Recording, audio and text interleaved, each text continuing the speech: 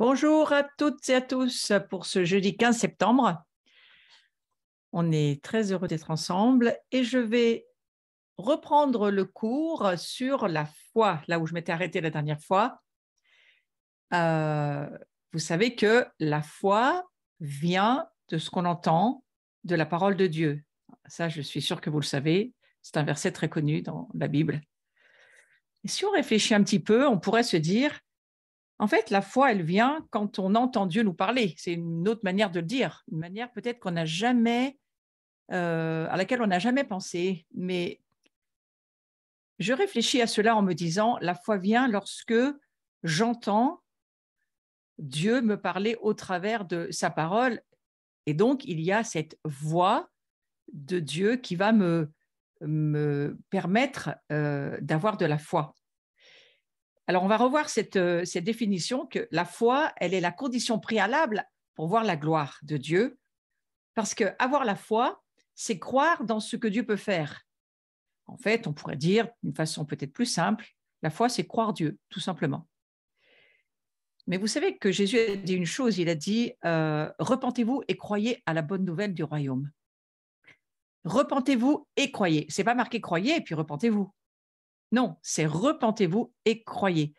Ça veut dire d'une certaine manière, en tous les cas, moi, comme je le comprends, ça signifie que je ne peux pas croire jusqu'à ce que je me repente dans la compréhension grecque, métanoïa, du changement de mes pensées. On pourrait le dire autrement, jusqu'à ce que je change ce que j'entends, jusqu'à ce que je change la voix ou les voix que j'entends et qui, quelque part, forgent en moi la foi ou pas la foi. Et en fait, lorsque Jésus va dire « repentez-vous et croyez », il nous explique d'une façon très simple que pour croire Dieu, pour croire à la voix de Dieu, pour croire à la parole de Dieu, il nous faut enlever des voix qu'on aurait à l'intérieur de nous, des voix qui seraient des voix qui ne sont pas celles de Dieu et qui ne vont pas m'aider à avoir la foi, au contraire, qui vont peut-être même m'empêcher d'avoir la foi. Et si vous réfléchissez à cette parole dans l'Ancien Testament, dans Deutéronome 6, verset 3, le premier commandement que Dieu donne à Israël, et donc à nous aussi, c'est Israël, au verset 3, tu écouteras, tu veilleras à mettre en pratique ce qui t'apportera bonheur et fécondité. Moi, je pourrais le dire autrement aujourd'hui, c'est, mes amis, si nous écoutons et si nous veillons à mettre en pratique ce que Dieu nous dit, on va avoir la foi pour pouvoir le vivre. Le mettre en pratique, il faut de la foi. Ouais. Et on voit au verset 4 qu'il est écrit aussi, écoute Israël, le Seigneur, ton Dieu, est l'unique. Tu aimeras le Seigneur, ton Dieu, de tout ton cœur, de toute ton âme, de toute ta force. Et ces paroles que je te donne aujourd'hui resteront dans ton cœur. Ces paroles, on pourrait le dire autrement. Cette voix, ma voix que tu entends quand tu lis la parole de Dieu, ma voix, elle te donne la foi. Alors retenez bien cela, lorsque nous entendons la voix de Dieu, nous avons la foi. Et la gloire, elle vient alors que nous entendons la voix de Dieu et que donc nous croyons, nous avons la foi. Parce que nous entendons, la foi va grandir en nous.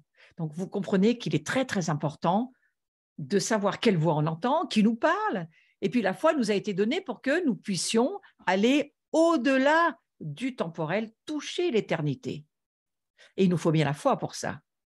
Pour que vous puissiez croire dans votre salut, il faut changer, métanoïa, changer votre façon de penser. Je le dis autrement aujourd'hui, il faut changer les voix que vous entendiez d'une certaine manière qui n'étaient pas celles de Dieu.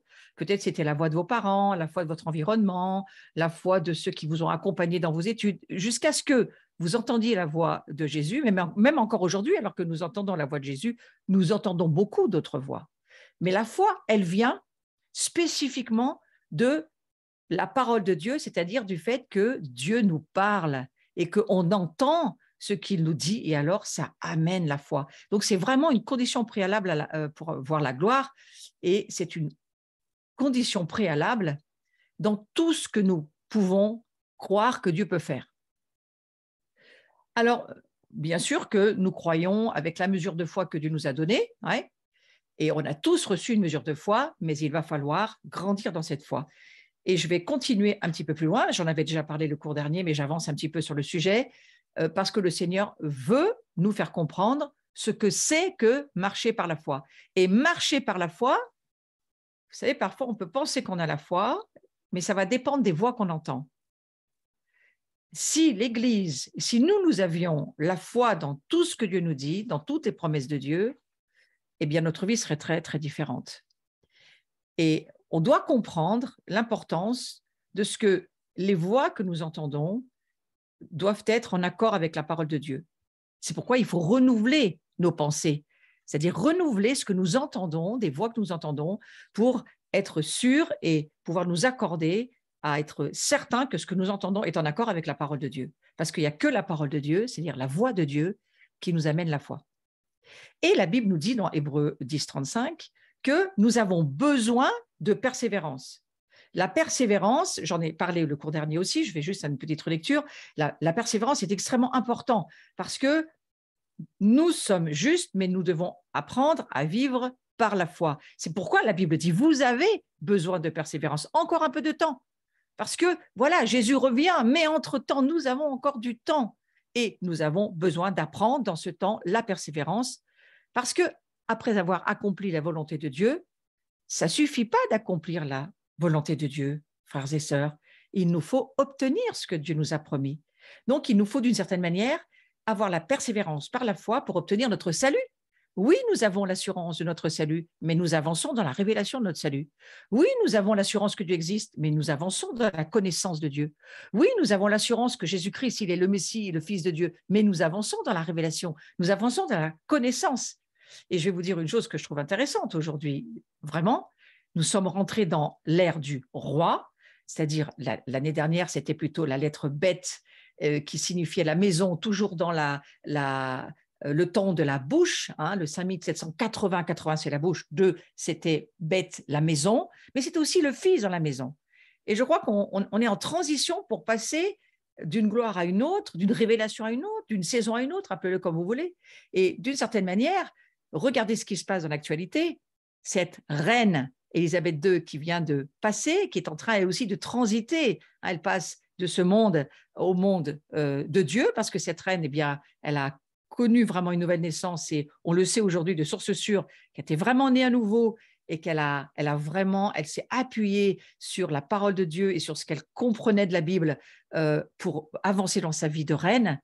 Regardez l'âge à laquelle elle s'en va, regardez qu'elle était debout le jour d'avant de son décès.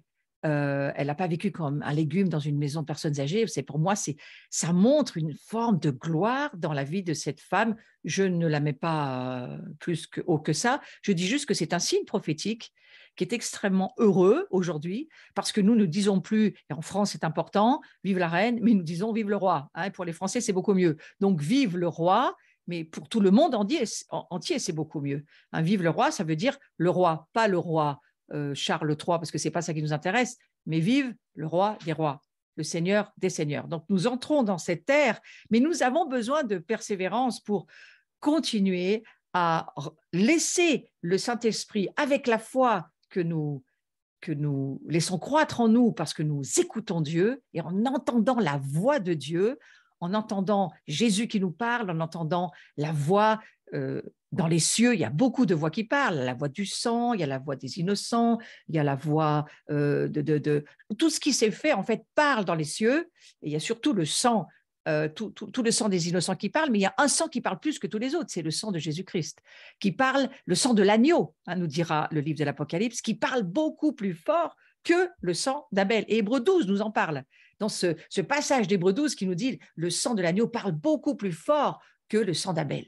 Et pourtant, Abel, il était considéré comme injuste. Et dans l'Ancien Testament, des justes, il n'y en avait pas beaucoup. Ce n'était pas quelque chose qu'on utilisait tellement.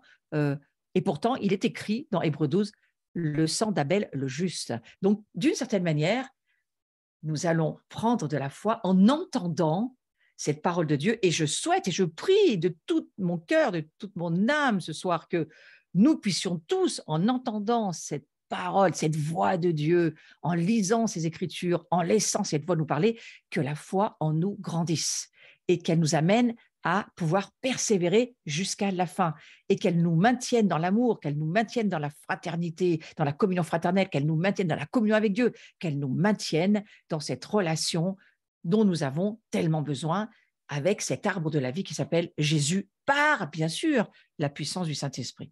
Donc, encore un peu de temps, hein, bien sûr, il va revenir le Seigneur, c'était le passage que nous venons de lire. Mais je trouve intéressant de lire la fin de ce passage. Mon juste vivra par la foi. C'est quelque chose que nous devons entendre comme étant Dieu qui nous parle. Mon juste vivra par la foi. Mais s'il se retire, mon âme ne prend pas plaisir en lui. Nous ne sommes pas de ceux qui se retirent. Et tout de suite, on a une réponse à cet avertissement. Nous ne sommes pas de ceux qui se retirent pour se perdre, mais de ceux qui ont la foi pour sauver leur âme. Et c'est une parole que j'aimerais que vous puissiez lever dans votre maison, la déclarer à haute voix et parler pour vous et pour votre maison. Je ne suis pas de ceux qui se retirent pour se perdre, parce que si nous nous retirons, nous nous perdons. Si nous nous retirons de cette relation et de la foi qui nous maintient et qui nous aide à persévérer, parce que les combats sont de plus en plus difficiles, parce que la corruption est de plus en plus corrompue et que donc, quelque part, eh bien, les ténèbres s'épaississent. Mais que nous dit la parole de Dieu? Oui, OK, tout s'épaissit, s'obscurcit, mais qu'est-ce qui se passe? Sur toi, la lumière brille. Sur toi, la lumière s'est levée. Sur toi, les nations vont voir la foi que tu as dans le Messie. On va finir sur ce verset, on va y revenir. Mais nous ne sommes pas de ceux qui se retirent pour se perdre. Et redites-le dans vos maisons à voix haute. Mais nous sommes de ceux qui ont la foi pour sauver leur âme. Nous sommes de ceux qui ont la foi pour sauver leur âme. Et cette parole, nous devons entendre Dieu qui nous parle et Dieu qui nous encourage et qui nous dit oui, amen, ne te retire pas, ne perds pas la foi, ne perds pas le chemin, ne laisse pas les choses s'en aller. Je reviens, attends encore un peu, apprends à attendre, apprends à m'attendre en croyant vraiment que je reviens. Et en attendant, eh bien, sois de ceux qui ont la foi pour sauver leur âme. Waouh, quel passage extraordinaire. Moi, ça m'encourage moi-même. J'espère que ça vous encourage. Mes amis, gardez la foi. C'est la chose que Satan va attaquer le plus dans ces derniers jours que nous traversons, pour ne pas dire cette ère dans laquelle nous entrons. Oui, c'est une ère glorieuse. Oui, nous attendons le réveil comme beaucoup. Oui, nous croyons que Dieu vient et qu'il cherche des endroits, des foyers, des maisons dans lesquelles il va vraiment venir pouvoir habiter avec nous. Oui, il cherche des cœurs. Oui, il cherche un foyer. Il cherche un endroit où nous croyons en lui, où nous l'aimons. Il cherche aussi un endroit où la communion fraternelle, l'amour les uns avec les autres et la foi vont lui permettre de venir atterrir avec son immense, on va dire, jet privé éternel et qui lui appartient pour venir dans notre vie. Mais n'empêche que, qu'est-ce que ça veut dire concrètement vivre ou marcher par la foi? Parce que je crois qu'il faut quand même aussi y revenir. Alors, ce passage que nous venons de lire, eh bien, il nous éclaire. Et il nous dit que la foi, c'est ce qui nous permet d'être agréable à Dieu. C'est très important. Est-ce que je suis agréable à Dieu? Eh bien, pose-toi la question, médite, réfléchis sur ta manière de vivre. Est-ce que tu vis par la foi? De vivre en juste, hein. Le juste, c'est qui? C'est celui qui sait que bien qu'il n'a absolument rien en lui-même, il ne peut certainement pas se sauver par lui-même, ni par son travail, ni ses œuvres, ni rien du tout. Il sait qu'il est juste grâce à Jésus. C'est Jésus qui le rend juste et qui fait que il est juste. Nous sommes justes en Jésus-Christ. Il n'y a rien d'autre pour nous. Il n'y a pas d'autre chemin que celui de Jésus-Christ. Mais c'est ce chemin-là qui, parce que nous croyons et parce que nous entendons Jésus nous dire « Mes brebis entendent ma voix, je les connais et elles me suivent ». J'aime tellement ce verset que je vais le relire. C'est dans Jean, chapitre 10, verset 3. Le portier lui ouvre, on parle de Jésus bien sûr, et les brebis entendent sa voix. Peut-être que le portier, Jésus étant la porte, le portier c'est plutôt le Saint-Esprit. Hein, et les brebis entendent sa voix. Vous voyez, c'est ce que Jean qui, lui, il a mis son oreille sur la poitrine de Jésus. Hein. Il a entendu le souffle du Messie en physique, dans le présentiel de son époque. Il était vraiment contre la poitrine de Jésus. Eh bien, il va écrire, le portier ouvre hein, à ceux qui veulent rentrer, les brebis, et les brebis entendent sa voix. C'est la chose la plus importante. Pourquoi? Parce que lorsque nous entendons la voix de Dieu, nous avons la foi. Je continue le verset. Il appelle par leur nom les brebis qui lui appartiennent. Donc, sachez que Jésus vous a appelé par votre nom. Et j'espère que vous l'avez entendu un jour prononcer votre nom et vous appeler. Et toi, Rebecca, et toi, Christophe, et toi, Joséphine, viens, viens. Et nous lui avons dit, oui, Jésus, je viens. Mais lui, il t'a appelé par ton nom, ton prénom, il te connaît. Donc voilà ce que nous dit aussi le verset. Et il les conduit dehors. Et lorsqu'il a fait sortir toutes ses propres brebis, il marche devant elles, je suis toujours dans Jean chapitre 10, verset 3 et 4 maintenant, et les brebis le suivent parce qu'elles connaissent sa voix. 2 fois qu'il nous le dit dans ce passage. Elles connaissent sa voix. Donc je vais parler de la foi, mais d'abord je veux dire, est-ce que tu connais la voix de Jésus? Parce que cette voix de Jésus, c'est elle qui va t'amener à le suivre, à marcher avec lui, à trouver tes directions, à pouvoir vivre par la foi et être juste, bien sûr, parce que c'est comme cela que la Bible nous dit. Elles ne suivront point un étranger, mais elles fuiront loin de lui. Et ça, je crois que c'est ce que Jésus vraiment veut nous aider à comprendre au travers de Jean. Non, vous n'allez pas suivre n'importe quoi. Vous n'allez pas suivre des étrangers. Arrêtez d'avoir peur. Maintenant, faites attention, quelle voix vous écoutez. Parce que si vous passez votre temps à écouter la voix des médias, et il y a beaucoup, beaucoup de voix avec beaucoup de médias, c'est pas ça qui va vous amener la foi. Hein. Si vous écoutez la voix de votre entourage, si c'est pas dans une communion fraternelle engagée avec Dieu, où il n'y a pas de foi dans votre entourage, eh bien, écoutez pas trop la voix de votre entourage. Si vous avez, ou si vous écoutez la voix de votre famille ou de votre conjoint, s'il n'est pas à Jésus, attention, parce que cette voix-là, elle ne va pas vous aider à avoir la foi. Mais voilà ce que va dire Jean. Les brebis, elles ne suivront pas, verset 5, un étranger, mais elles fuiront loin de lui parce qu'elles ne connaissent pas la voix des étrangers. Et j'ai beaucoup réfléchi sur ce verset aujourd'hui. Je me suis dit, on entend tellement dans les milieux même chrétiens, hein, oui, mais tu sais, le diable m'attaque, j'entends sa voix, tu sais, voilà, je connais bien les marabouts, les sorciers, ma grand-mère était ci, mon grand-père était ça, je connais la voix. Et moi, je crois qu'il faut arrêter de connaître ces voix-là, parce que c'est ça qui est dit dans ce passage. Elles ne connaissent pas la voix des étrangers. Nous avons besoin d'une chose, c'est connaître la voix de Dieu, connaître la voix de Jésus, connaître la voix du Saint-Esprit, connaître la voix du sang qui parle, connaître la voix de la parole de Dieu. Ça, on en a besoin. Connaître les voix qui nous amènent à grandir dans la foi. Les voix dans les cieux, puisque les réalités sont dans l'invisible. Il est clair que nous avons besoin de rentrer dans ces réalités invisibles et par la foi d'y croire et d'écouter ce que Dieu a à nous dire. Voilà. Alors, je vais revenir à mon verset qui nous dit que la foi, elle nous permet de traverser les circonstances de la vie terrestre. Je crois que la foi, elle nous permet de ne justement pas écouter les fausses voix, les voix mensongères, les voix des circonstances qui voudraient… nos circonstances, ça peuvent devenir une voix qui vont nous amener à croire nos circonstances. N'écoutez pas cette voix-là. Mais la foi, elle nous permet d'entrer dans notre héritage. Pourquoi? Parce que c'est quoi notre héritage? C'est toutes les promesses de Dieu dans la parole. Et il y en a beaucoup des promesses. Et alors que nous allons écouter ce que Dieu nous dit au travers de sa voix, la voix prophétique, la voix des prophètes. Les prophètes, c'est une voix qu'il faut aussi écouter, bien sûr. Les prophètes de Dieu, les vrais prophètes. Il faut aussi écouter, la Bible elle nous parle de la voix du sang des innocents, la voix du sang d'Abel, qui crie encore toujours aujourd'hui. La voix de tous les innocents qui sont morts pour le Christ et qui crient. Mais il n'y a pas que ça. Il y a, je vous le redis, la voix de l'agneau, du sang d'agneau, qui, elle, est beaucoup plus forte. C'est elle qui crie le plus fort et c'est elle qui est le plus entendue. Cette voix de l'agneau, qu'est-ce qu'elle dit?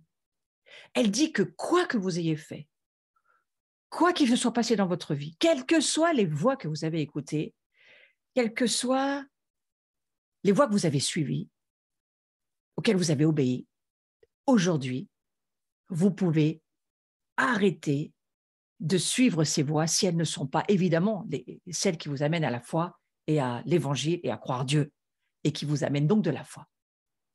Et ce sang de l'agneau nous dit aujourd'hui qu'il va vaincre Satan et que nous, dans Apocalypse 12, 11, nous le lisons dans l'Écriture, nous allons vaincre nous aussi Satan. Parce que qu'est-ce qui se passe? Eh bien, nous aussi, nous sommes une voix.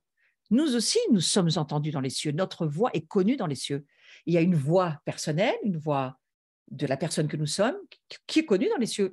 Notre nom est connu dans les cieux. Je pense que quand on sera accueilli, comme la reine d'Angleterre est en train d'être accueillie dans les cieux, je crois qu'il y a une grande fête qui s'est faite sur la terre comme dans les cieux, hein, et il y a quelque chose qui se passe. Eh bien, notre voix, à nous aussi, elle est entendue. Mais il y a aussi la voix collective, il y a la voix d'une nation qui peut être entendue. Là, il y a la voix d'une communauté qui peut être entendue. Il y a la voix d'une famille qui peut être entendue. Toutes ces voix-là que nous sommes, elles sont entendues dans les cieux. Et c'est au travers de notre voix que nous pouvons changer et influencer aussi les choses. Mais pour cela, il faut nous assurer que nous avons bien la révélation de ce que produit la voix du sang qui parle, la voix du sang de l'agneau qui parle plus fort que tous les autres sangs. Et si vous avez même répandu du sang, vous avez fait quelque chose qui n'était vraiment pas bien, vous avez fait offenser ou fait du mal à quelqu'un, ou vous avez fait quelque chose de terrible, même avant-hier, sachez que le sang de l'agneau qui parle dans les cieux, là où se trouve la voix du souverain sacrificateur, la voix de Jésus-Christ, qui est notre avocat, eh bien lui, il est notre défenseur et il nous défend. Je ne suis pas en train de vous dire que vous pouvez faire n'importe quoi et que vous allez être pardonné et qu'il n'y aura plus rien à y faire. Vous allez être pardonné. Vous allez être pardonné si vous vous repentez, si vous demandez pardon, vous allez être pardonné. Et la voix du sang de l'agneau parle plus fort que tous vos péchés. Comprenez-le parce que c'est alors que vous allez croire cela que vous allez pouvoir avancer dans les niveaux d'onction et de gloire qui nous attendent.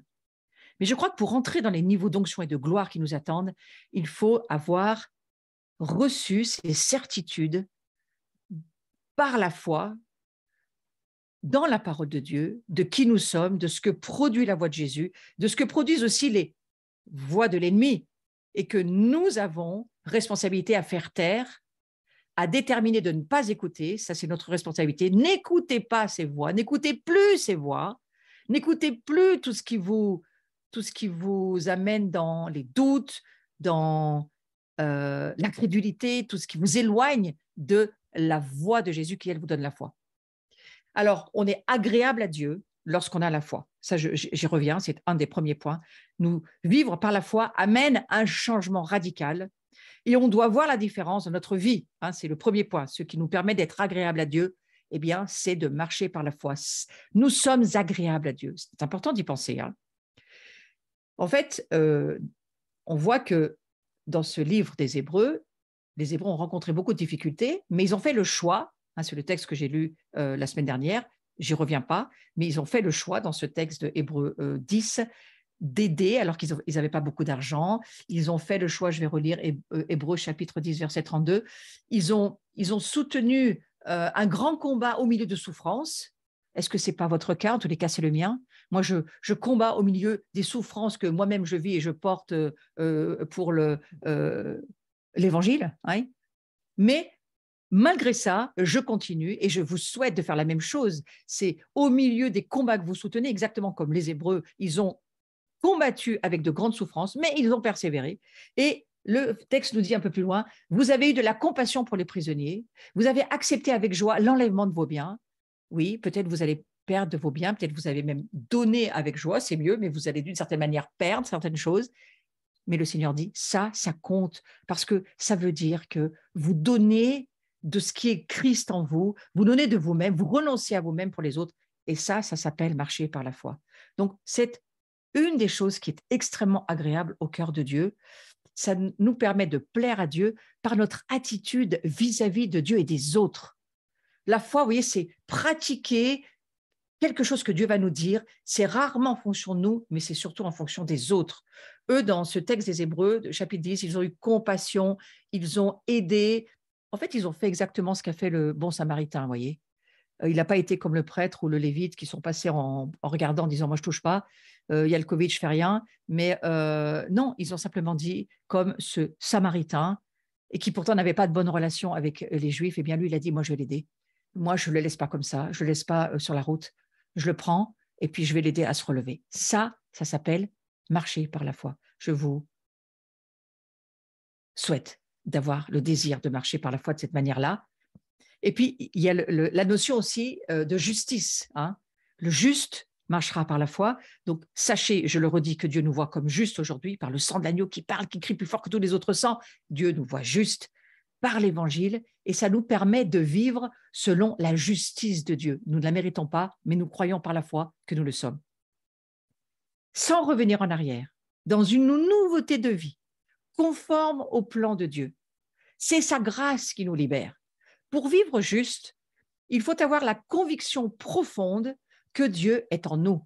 Il faut avoir la foi, la conviction profonde que Dieu est en nous. Nous ne marchons plus par la vue, mais nous marchons par la foi. Et lorsque nous réfléchissons que les réalités sont dans l'invisible, et il y a quelque chose dans la parole qui nous dit que, en fait, alors je vais essayer de retrouver ce verset, voilà, toute chose dans le monde naturel tire sa substance du monde invisible. En fait, c'est par la foi, nous comprenons que l'univers a été formé par la parole de Dieu, de sorte que le monde visible n'a pas été fait à partir des choses visibles. Là, on est en train de lire Hébreux, chapitre 11, verset 3. Donc, vous voyez, par la foi, nous recevons cette voix de Dieu qui nous dit qu'il a créé tout depuis le monde invisible dans lequel il est, qui est plus réel et visible, et qui devrait l'être pour nous que le monde visible dans lequel nous sommes et que nous voyons par nos sens. Oui. Donc, toute chose dans le monde naturel tire sa substance du monde invisible.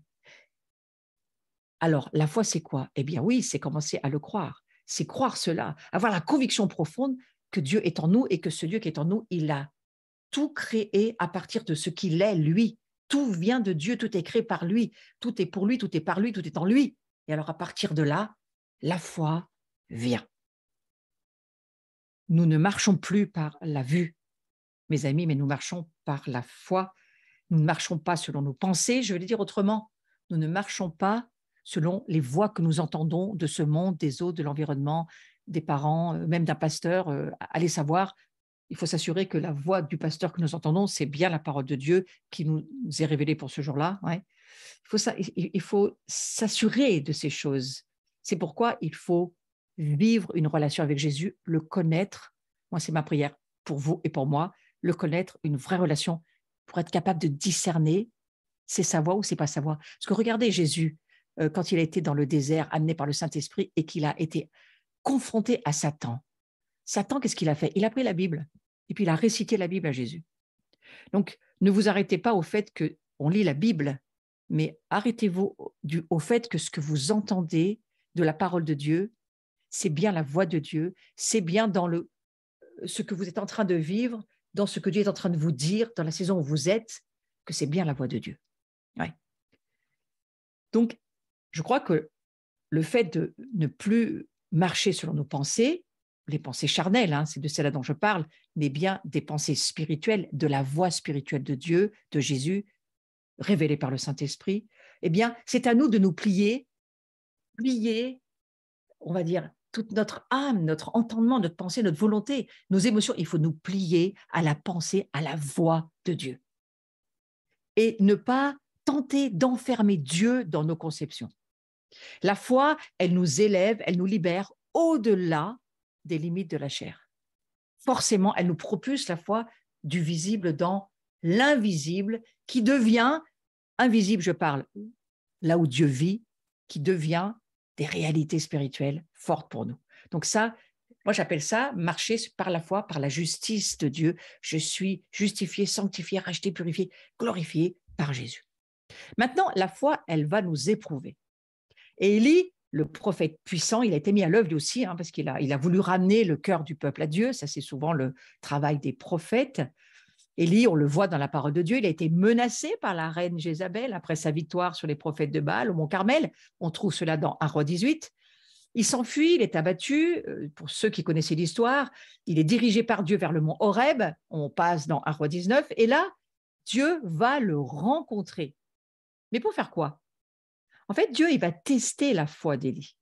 Et on va voir que malgré le découragement qu'Élie a montré en fuyant, eh bien, Dieu n'a pas perdu confiance en lui. Et je peux vous dire une chose, s'il y a quelqu'un qui a fait une grande dépression, c'est bien Élie ce jour-là. Il a fait une immense dépression.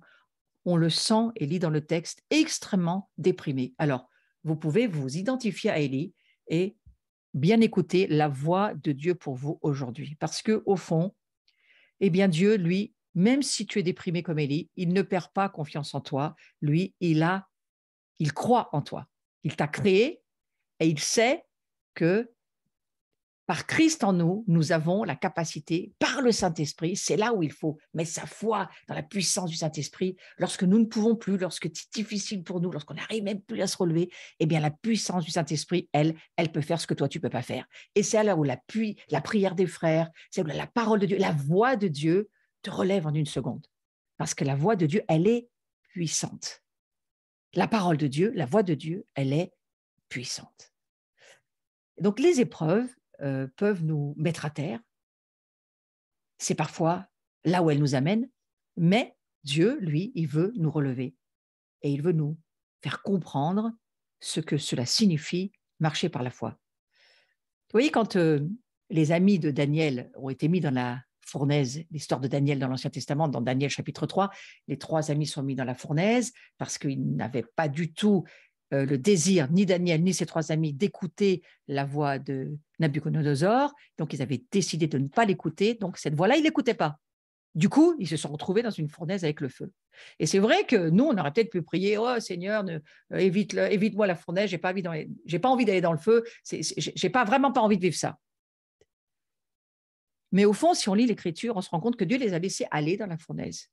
Donc, il les a laissés aller dans l'épreuve. Donc, il va nous laisser aller dans l'épreuve. Il ne va pas nous éviter l'épreuve. L'épreuve, ça ne veut pas dire que vous êtes pécheur et que vous êtes mauvais et que vous n'avez pas écouté Dieu. Non, l'épreuve, elle est là parce qu'elle nous aide, elle va fortifier notre foi, mais elle va aussi rendre un témoignage aux autres voies qui ne sont pas celles de Dieu, aux principautés, aux puissances, aux dominations, à tout ce qui est dans le monde invisible, qui n'est pas de Dieu et qui aussi prend des notes. Et puis les anges aussi du monde de Dieu dans l'invisible, qui eux aussi sont intéressés par voir ah, mais comment il va s'en sortir celui-ci? Parce que s'il nous demande de l'aide, on pourrait bien l'aider aussi, hein, parce que les anges sont là pour nous aider, bien sûr.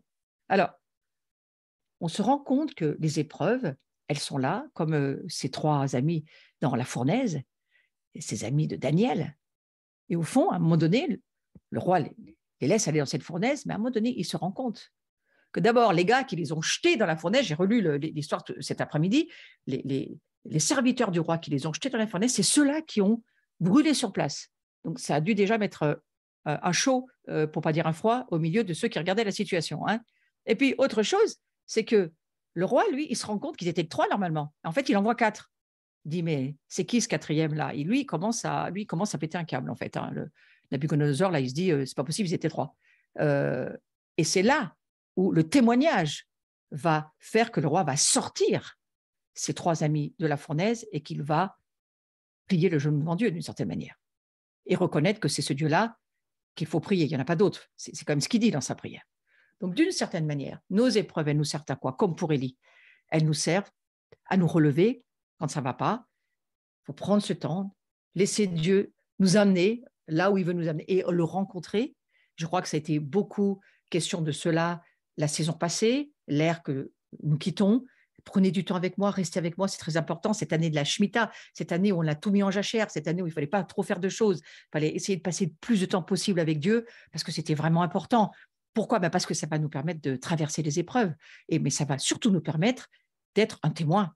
Parce que Apocalypse 12, 11, ils ont vaincu l'ennemi, la voix de l'ennemi est vaincue par la voix, la parole de notre témoignage. Et c'est la parole de notre témoignage et la foi dans le sang de l'agneau qui va nous avoir la victoire.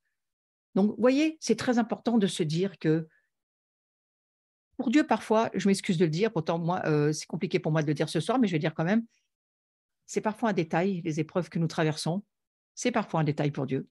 Mais par contre, ce qui n'est pas un détail pour lui, c'est que nous grandissions dans la foi, que notre foi prenne de la substance et qu'elle nous permette d'être les témoins que nous sommes appelés à être pour avoir la victoire et témoigner au monde de qui est le Dieu dans lequel nous croyons. Donc, je reviens à l'épître aux Hébreux où j'en étais. Les Hébreux, dans ce chapitre, on voit qu'ils ont été vraiment durement éprouvés. Moqueries, persécutions, vol de leurs biens. Frères et sœurs, ça va nous arriver. Mais vivre par la foi, c'est passer ces épreuves.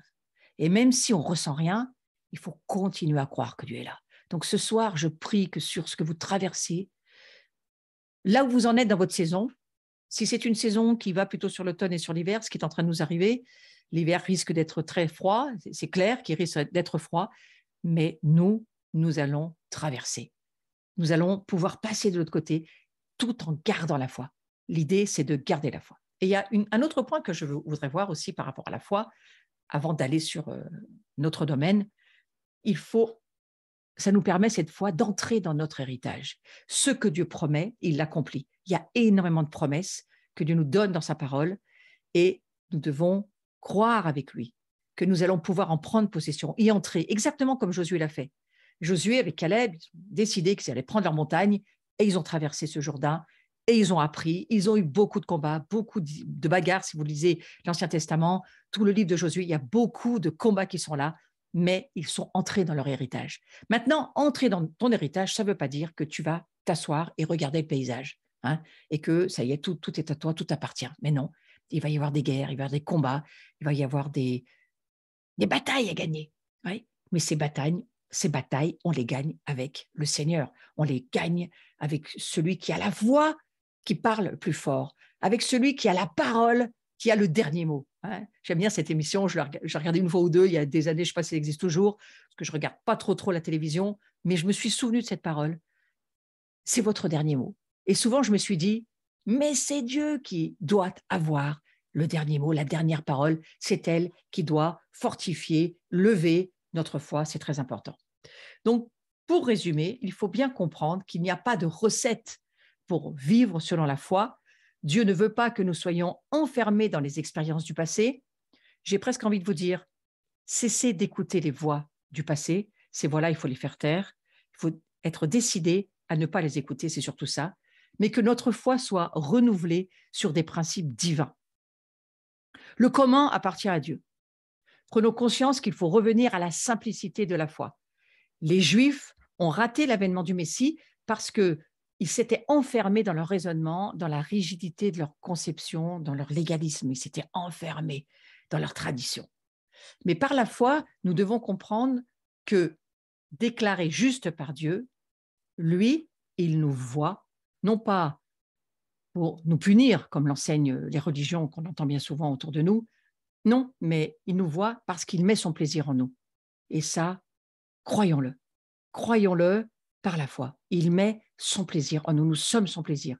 Et les yeux de l'Éternel se promènent sur la terre pour soutenir ces justes, c'est-à-dire ceux qui croient, qui ne méritent pas leur salut, mais qui l'ont, quoi qu'ils aient fait. Quoi qu'ils soient passés dans leur vie.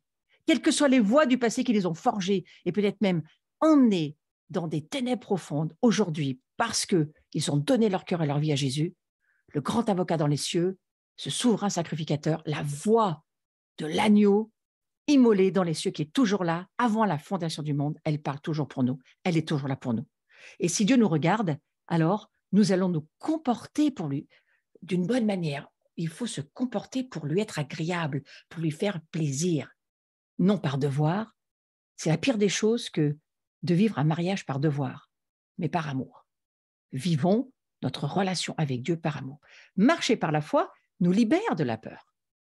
Nous ne sommes plus là à attendre le bâton qui va nous tomber dessus parce qu'on a mal fait les choses. Non, le Seigneur pardonne, le Seigneur nous aide, il accepte qu'on fasse des erreurs, exactement comme des parents qui élèvent leurs enfants, même si des erreurs sont faites, même si des maladresses sont faites, même si consciemment des choses sont faites et mal faites, le Seigneur, lui, est comme des parents, il pardonne. Et c'est important de nous le rappeler. Les Hébreux de cet épître qu'on vient de lire n'ont pas eu peur d'être dépouillés, n'ont pas eu peur de pleurer, d'avoir la compassion. Ils savaient qu'ils attendaient autre chose. Ce n'est pas l'argent qu'ils attendaient. Ils attendent le fait d'être rémunérés par le Seigneur qui, lui, eh bien, il a une grande récompense pour ce qu'il aime. Et c'est l'amour du Seigneur qui nous presse. C'est pourquoi eh bien, Dieu a laissé faire, non parce qu'il est impuissant. Dieu, parfois, il laisse faire des choses qui nous dépouillent, qui nous appauvrissent parfois dans le matériel, des choses où on l'a perdu. Oui, on veut la restitution.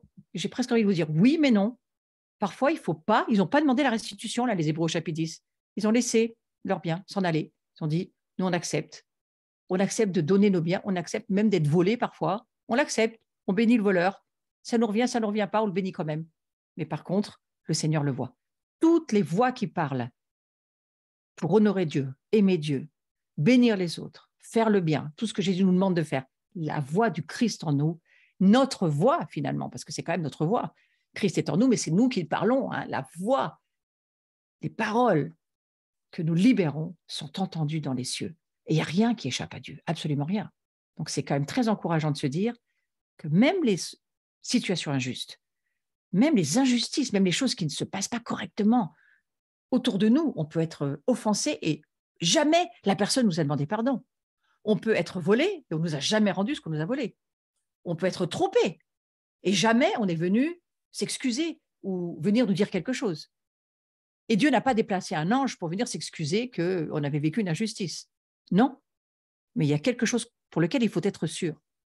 C'est que Dieu entend notre voix, Dieu entend la voix de ses justes, Dieu entend la voix des justes, il n'entend pas la voix des injustices, il entend la voix des justes qui vivent des situations injustes, et c'est là où lui, il vient et il est en notre faveur, il nous aide, et il n'y a rien qui lui échappe. Et il va, évidemment, faire quelque chose pour nous. Il va nous rémunérer. Il y aura quelque chose qui sera pour nous une récompense d'une certaine manière. Alors, je crois que même, d'ailleurs, certains me diront, mais même s'il n'y a pas de récompense, je le fais simplement parce que j'aime Dieu. Et ça, c'est très bien aussi. Jésus vient bientôt pour nous prendre, on le sait, c'est dans la parole de Dieu, il revient, et portons en nous, je nous le souhaite, l'espérance du retour du Fils de Dieu dans la gloire. Portez ce retour en gloire de Christ, il revient dans toute sa gloire, c'est pourquoi nous allons continuer à étudier la gloire de Dieu. Qu'est-ce que nous attendons? Qu'est-ce que la voix dans les cieux nous dit? Qu'est-ce qu'elle dit de nous? C'est une chose, mais qu'est-ce qu'elle dit aussi de ce que nous attendons? Qu'est-ce qu'elle dit de ce pourquoi nous vivons, pourquoi nous espérons, nous avons la foi de croire quoi? C'est très important d'y aller. C'est pour ça que moi, je veux développer le sujet de la gloire. Mais en tous les cas, on porte en nous l'espérance du retour du Fils de Dieu dans la gloire, qui était celle, bien sûr, qui a porté tous les premiers chrétiens et tous, même les martyrs, ceux qui sont morts, les innocents qui ont donné, versé leur sang crie toujours. La voix du sang des martyrs parle toujours dans les cieux. Et c'est aussi pour ça que Dieu va revenir et qu'il va libérer la gloire qu'il a promis à tous ceux qui vivent en juste. Alors après le test d'Élie, bien sûr, je le redis que nous passons nous aussi à ce test et qu'il nous faut demander cette joie du retour de Jésus. Gardons cette joie en nous par la foi. Soyons de ceux qui ne se retirent pas, ne se perdent pas, mais soyons de ceux, je vais relire le verset, de ceux qui ont la foi pour sauver leur âme. Et je crois que le salut, c'est aussi de croire que Jésus-Christ revient dans la gloire et qu'il revient avec toutes les promesses qui sont les siennes dans la parole de Dieu. Ainsi, gardons la foi jusqu'à la fin. Ne vivons surtout plus en écoutant les voix de ce monde, des circonstances, du passé, de la chair, de tout ce qui n'a rien à voir avec le monde spirituel, du monde visible qui, lui, eh bien, le monde visible, s'il n'est pas rattaché à Dieu, il va disparaître, ce monde-là. Mais il y a un monde qui va être éternellement vivant, c'est le monde de Dieu, de l'invisible, de ceux qui vivent par la foi, les justes qui marchent par la foi. Peu importe les circonstances de la vie, par la foi, nous restons agréables à Dieu. Alors, je veux vraiment faire cette prière ce soir, Seigneur, que tu renouvelles en nous la foi. C'est tellement important que nous comprenions l'importance de la foi, l'importance de ce que tu veux nous dire sur ce sujet de la foi. Et nous allons le continuer encore un peu. Nous allons passer du visible à l'invisible encore. Donc, je veux continuer encore un peu sur le domaine de la foi. J'ai beaucoup aimé cette image parce qu'au fond, vous voyez, le voile est déchiré lorsque nous donnons notre vie à Jésus. Nos yeux spirituels peuvent voir au travers du voile, ils peuvent voir les réalités qui sont dans l'invisible, et c'est bien Dieu qui nous le dit.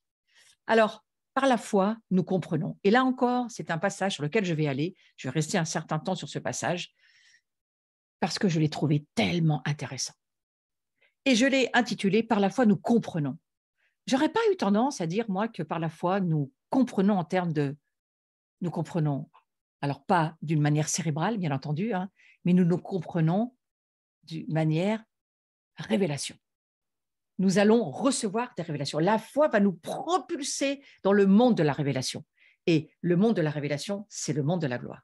Alors nous allons lire Hébreux, chapitre 11, versets 1 à 12, mais moi je vais vous lire que un ou deux versets parce que ça suffira.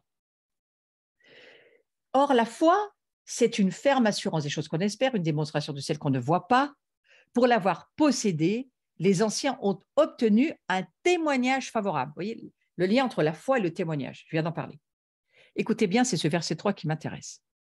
C'est par la foi que nous reconnaissons, c'est le verset que vous pouvez voir sur le visuel, le premier verset, c'est par la foi que nous reconnaissons, mais je l'ai mis sous deux versions différentes, c'est par la foi que nous comprenons que le monde a été formé par la parole de Dieu, en sorte que ce qu'on voit n'a pas été fait de choses visibles.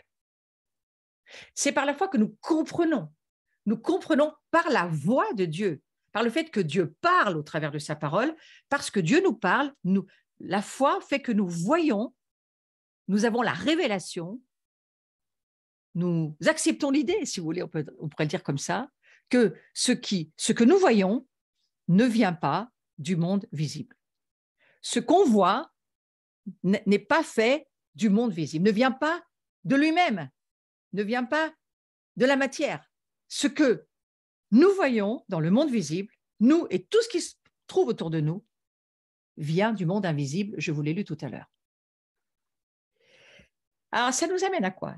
Ça nous amène à réfléchir à quelque chose. Je vais vous lire un passage que je trouve très important, c'est la suite, je vais juste vous lire, et juste vous allez l'écouter. C'est la suite du passage dans lequel nous sommes. C'est par la foi qu'Abel offrit à Dieu un sacrifice plus excellent que celui de Caïn. On a bien parlé d'Abel. Et vous voyez, qu'est-ce qui a fait qu'Abel, son frère l'a tué, pourquoi? Parce qu'il a été extrêmement jaloux de la révélation d'Abel. Caïn était jaloux de la révélation d'Abel. Abel, il avait la foi. Foi égale révélation. Je continue le texte. C'est par elle, la foi, donc, qu'Abel, qu'Abel fut déclaré juste. Dieu approuvant ses offrandes, et c'est par elle, la foi, qu'il parle encore, quoique mort. Et la Bible est en train de nous dire, le sang d'Abel parle toujours. La voix de la foi qu'avait Abel dans la voix de Dieu parle toujours. Vous vous rendez compte? Elle parle toujours dans les cieux.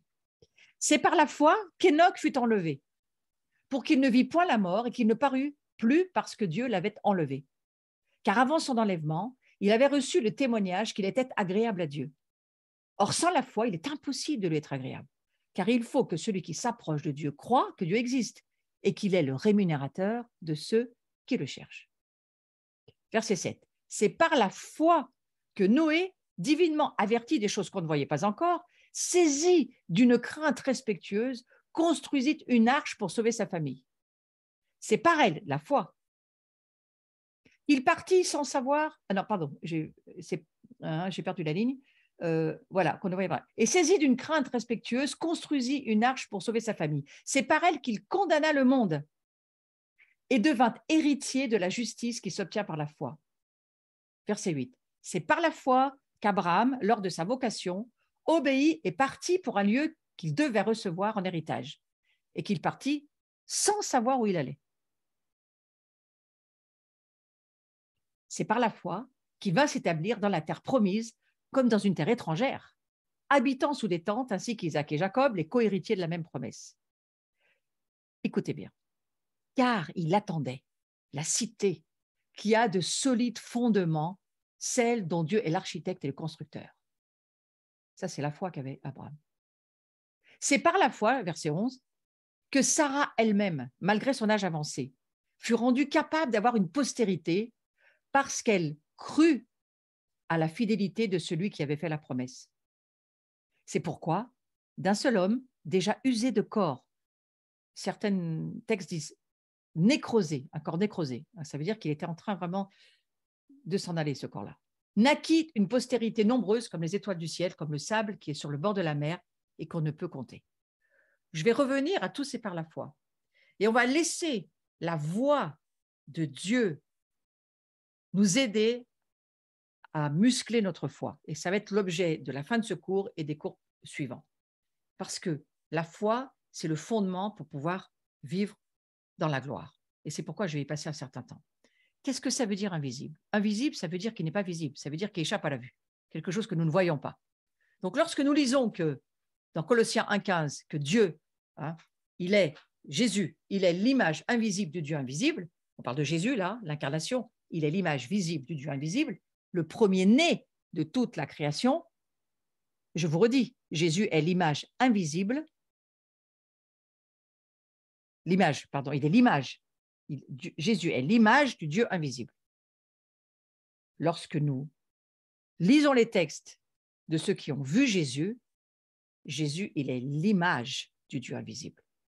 Mais quel Jésus ont-ils vu, ceux qui ont vécu avec lui? Et nous, aujourd'hui, quel Jésus voyons-nous? Quel Jésus entendons-nous? Quelle voix de Jésus, l'agneau de Dieu, nous entendons pour que nous puissions marcher par la foi et entrer dans la gloire de Dieu? Alors, on se rend compte que l'Épître aux Hébreux, le verset que je viens de lire, que tu peux remettre en visuel, Bruno, si tu veux, en fait, la foi est une ferme assurance des choses qu'on espère, une démonstration de celles qu'on ne voit pas.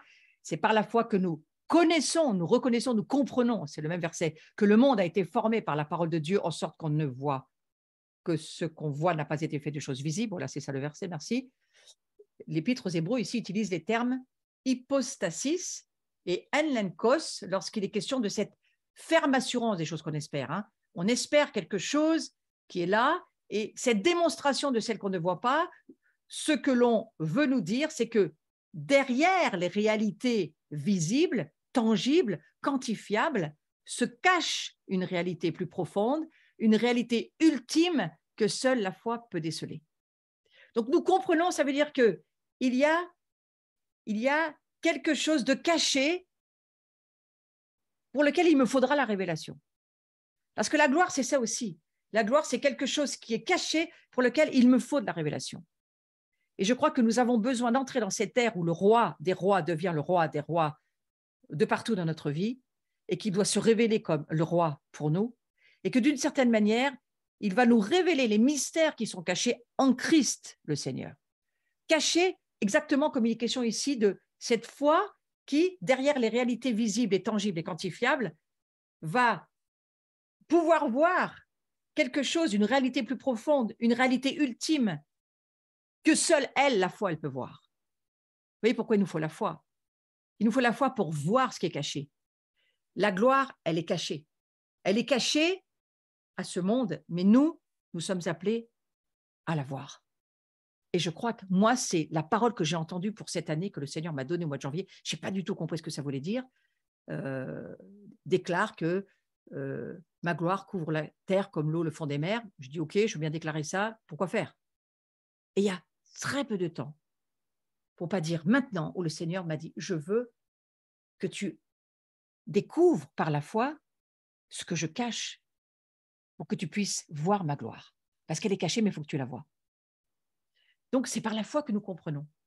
C'est par la foi que nous allons recevoir la révélation de la gloire, des mystères cachés en crise, du monde invisible plus réel que le monde visible. Et lorsque notre foi va voir, mes amis, ça sera facile de faire comme Enoch, de monter, ou comme Abraham, d'obéir, ou comme Noé, de faire quelque chose de complètement irrationnel pour là où il vivait. Alors la foi, nous allons y aller petit à petit. Nous allons reprendre la fois prochaine. La foi, c'est quoi? Et nous allons continuer à creuser cette foi dans cette optique de, eh bien, je veux voir l'invisible maintenant. Je veux pouvoir voir ce que tu as caché de toi. Alors, les ténèbres et le monde des ténèbres ne nous intéressent pas, mais voir l'invisible de Dieu, voir ce qui, d'une certaine manière, ça, on le verra la prochaine fois, mais ce qui, d'une certaine manière, va nous amener à découvrir toutes les révélations que Dieu veut pour nous et qui vont nous amener dans les réalités visibles de l'invisible. Voyez. Donc, je prie, Seigneur, que nous ayons faim et soif de te chercher, de prendre du temps, de méditer, de comprendre par la foi, que tu nous aides à voir comme cet œil. Et j'aimerais finir avec cet œil, si tu peux me le remettre. Je ne sais pas si c'est possible. Mais que nos yeux spirituels, les yeux de nos entrailles, les yeux de notre cœur, que tu illumines, c'est la prière de Paul pour chacun d'entre nous, qu'il illumine les yeux de notre être intérieur pour que nous puissions voir du visible à l'invisible, voir la gloire de Dieu et voir l'invisible se révéler dans le visible. Parce qu'au fond, Jésus, c'est l'image du Dieu invisible. Beaucoup l'ont vu, Jésus, le fils du charpentier, notre voisin, très bien, mais ce n'est pas Dieu. Les Juifs ont vu, ouais, mais on ne croit pas que c'est le Messie. Sauf que ceux qui ont reçu la foi, ceux qui ont un cœur ouvert, ils ont vu que Jésus, qui es-tu? Qui dis-tu que je suis, Pierre? Tu es le Christ, le Messie, le Fils de Dieu. Il ne pouvait pas le savoir par lui-même, Pierre, mais il fallait la foi qui a été donnée par la présence de Jésus en lui et autour de lui, pour qu'il puisse commencer à dire et à voir. Je vois l'invisible se révéler dans le visible. Oui, il est le Fils de Dieu. Et maintenant, je vois son image, je vois, c'est lui. Vous imaginez quand même qu'il faut faire un chemin de foi. Et que quelque part, je crois que c'est ce que Dieu nous appelle à aller sur ce chemin de la révélation, ce chemin de la gloire. La croix, c'est un chemin glorieux qui va nous amener à voir dans l'invisible, mais pas seulement, à voir aussi l'invisible dans le visible. Et à voir que tout ce qui nous entoure, c'est ce que dira Romain, toute la création, c'est la gloire de Dieu. Tout ce que nous avons autour de nous, c'est la gloire de Dieu, sauf que nous ne le voyons pas de cette manière-là. Et alors Dieu va nous apprendre à voir sa gloire. Voilà, je prie, Seigneur, que chacun d'entre nous, chacune d'entre nous ce soir, nous puissions ouvrir nos cœurs. Et je vous invite à ouvrir vos cœurs à la présence du Saint-Esprit ce soir, qui nous rejoint chacun là où nous sommes, parce que c'est ce qu'il désire.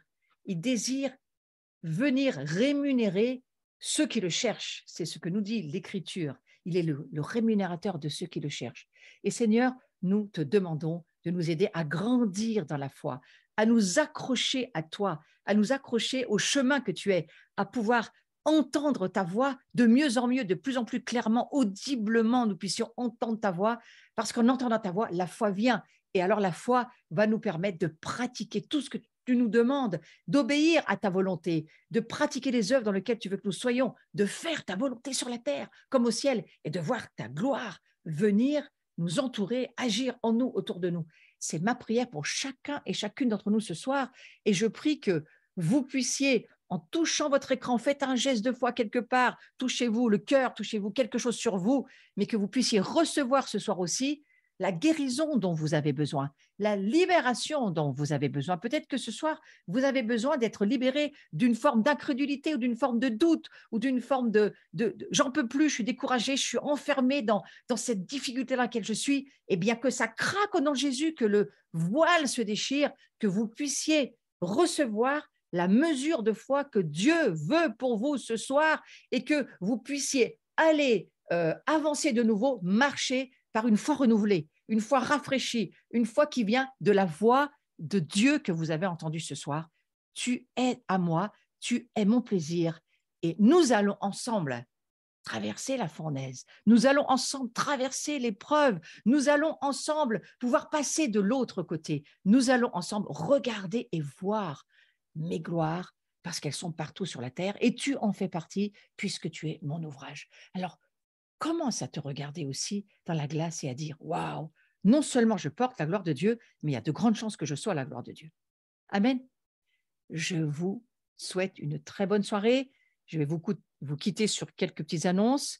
Donc, le prochain cours, c'est jeudi prochain. Nous allons continuer sur ce cours sur la foi. La foi, c'est quoi? Nous continuons sur ce sujet.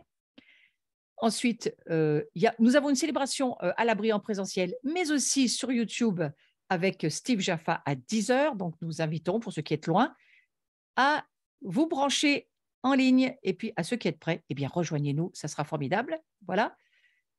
Nous avons aussi, alors là, c'est un petit peu plus loin, c'est des infos me concernant, mais le vendredi 23 et 24, je serai à Perpignan. Donc, si vous voulez toutes les infos, vous allez sur le site, vous n'avez pas le temps de lire tout ce visuel, mais sur notre site, toutes les infos y sont, et vous allez sur www.abri-communauté.com et là, vous allez pouvoir avoir les infos beaucoup plus clairement. Je serai dans une école prophétique aussi du 3 au 6 octobre à Jeunesse en Mission Cévennes. J'aime beaucoup cette école, j'aime beaucoup cette famille et merci pour tous ceux qui, vous avez un petit peu de temps pour prier pour moi. Eh bien, alors là, vous pouvez le faire, j'en ai largement besoin.